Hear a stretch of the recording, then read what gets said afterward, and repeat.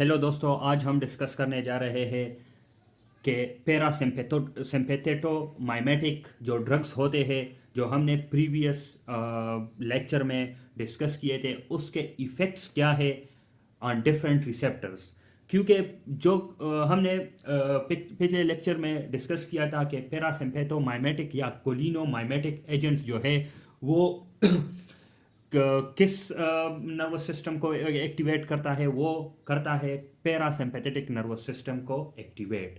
और parasympathetic nervous system का जो न्यूरोट्रांसमीटर होता है वो है एसिटाइल कोलिन। और एसिटाइल कोलिन एक्ट करता है through its receptors which is muscarinic and nicotinic. तो हम अभी डिस्कस करेंगे कि जो कोलिनोमाइमेटिक एजेंट है या पैरासिम्पेथोमाइमेटिक, वो just like acetyl choline action करेंगे, लेकिन वो एक ख़ास रिसेप्टर्स के थ्रू अपना एक्शन करेंगे।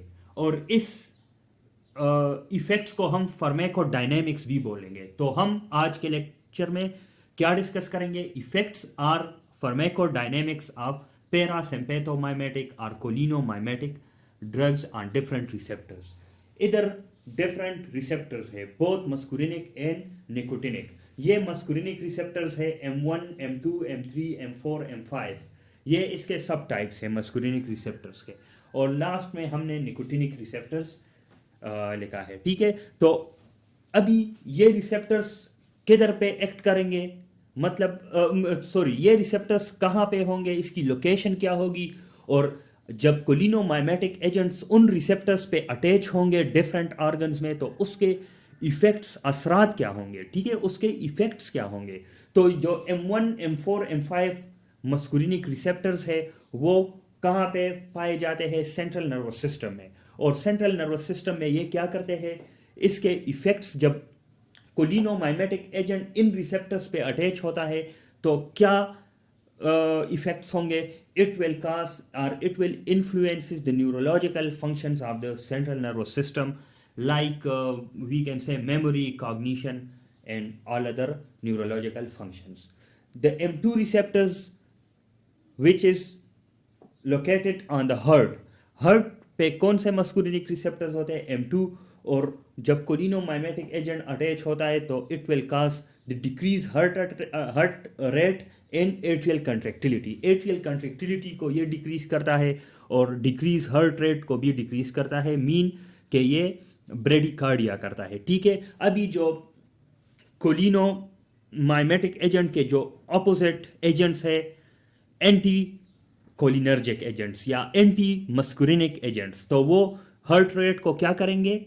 इंक्रीज करेंगे। ठीक है, तो ये थे M2 रिसेप्टर्स की बात। अभी जो M3 रिसेप्टर्स होते हैं वो जो सारे जो बॉडी के स्मूथ मसल्स है उसमें प्रेजेंट होते हैं, और exocrine glands like sweat glands में प्रेजेंट होते हैं। एक्वस ह्यूमर जो सेल्यूरी ग्लैंड्स होते हैं उसमें प्रेजेंट होते हैं। ठीक है, स्वेट ग्लैंड्स में प्रेजेंट होते हैं, टेयर ग्लैंड्स में, लैक्रिमल ग्लैंड्स में प्रेजेंट होते हैं, और गैस्ट्रिक लाइनिंग में भी जो ग्लैंड्स होते हैं उधर भी प्रेजेंट होते हैं। ठीक है, तो स्मूथ मसल पे जब ये M3 रिसेप्टर्स पे कोलिनोमाइमेटिक एजेंट अटैच होगा तो क्या करेगा? डिफरेंट लोकेशन है। जब गैस्ट्रो इंटेस्टाइनल ट्रैक के जो स्मूथ मसल है उधर जब अटैच होगा तो it will increase the intestinal peristalsis. Peristalsis की जो मूवमेंट्स है वो ज़्यादा हो जाएगी। ठीक है, अब जब जेनेटो यूरिनरी सिस्टम के जो स्मूथ मसल है उधर जब अटैच होंगे ये कोलिनोमाइमेटिक एजेंट M3 रिसेप्टर्स पे, तो क्या होगा? It will increase the bladder contraction. Bladder contraction, जो ब्लैडर के जो स्मूथ मसल है, डिट्रूजर मसल उसको बोलते हैं। डिट्रूजर मसल पे ये M3 रिसेप्टर्स होते हैं, और जब कोई कोलिनोमाइमेटिक एजेंट इसको एक्टिवेट कर देता है तो it will increase the bladder contraction. ठीक है, और फिर मिक्चुरेशन, रिफ्लेक्स और मिक्चुरेशन होता है। ठीक है, जब आई के मसल स्मूथ मसल पे ये अटैच होगा जो कि प्यूपिल में होते हैं तो वो it will cause the meiosis.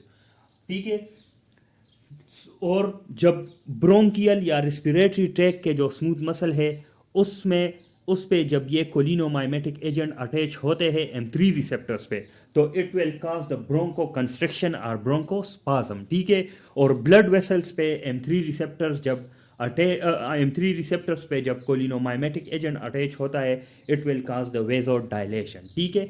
सारे कंट्रैक्शंस है, ये वेजोडाइलेशन है, ठीक है। एक्सोक्राइन ग्लैंड्स पे जो जब कोलिनोमाइमेटिक एजेंट्स एक्ट करेगा तो it will cause the increase secretion of sweat and gastric acid, ठीक है। अभी निकोटिनिक जो second type of acetylcholine receptors है वो कहाँ पे लोकेटेड है, स्केलेटल मसल में। और स्केलेटल मसल में पे जब कोलिनोमाइमेटिक एजेंट एक्ट करेगा तो it will cause the increase muscle contraction and tone. तो ये हमारे पास simple effects of parasympathomimetic agents on different receptors है। Thank you.